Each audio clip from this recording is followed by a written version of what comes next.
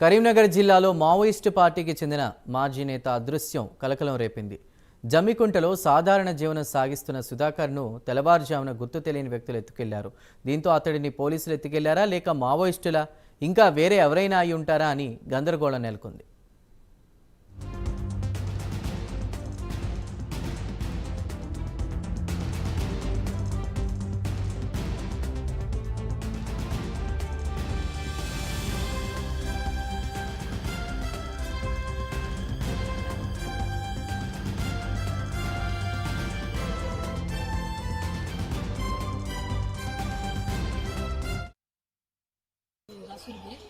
Karimnagar district Jammikunta నాది.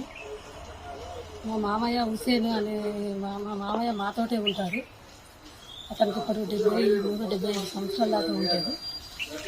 అతను పొద్దున ఎవరో 6 గంటలకు వచ్చి తీసుకెళ్ళిండ్రు. వాళ్ళు ఎవరన్నది మాకు తెలియదు. మరి ఎందుకు తీసుకెళ్ళిండ్రు, ఏ కారణంగా తీసుకెళ్ళిండ్రు తెలియదు.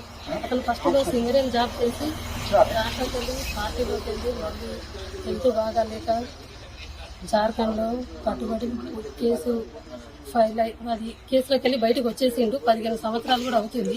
ఏ కేసు లేదు అతని మీద. ఈ 15 సంవత్సరాలు వచ్చింది. ఈ ప్రజలలో ఉండి మాతో పాటుగానే ఉంటున్నాడు. అందరితో కలిసిపోయి అతని మీద ఏ కేసు లేదు, ఏది లేదు. మరి నిన్న 3 పోలీసులు వచ్చిండ్రు ఇంటికి. వచ్చి హుసేన్ అనే వ్యక్తి ఎక్కడ ఉంటాడు అని అంటే ఇక్కడ అడ్రస్ చెప్పాము మేము. ఇదే అని మాట్లాడారు. ఫ్రెండ్లీగా ఉన్నారు. కానిస్టేబుల్ వచ్చారు, బాగానే మాట్లాడారు, బాగానే ఉన్నారు నిన్న. అది కాక మళ్ళీ ఈ రోజు పొద్దున్న వచ్చి ఎవరు తీసుకెళ్ళారు తెలీదు.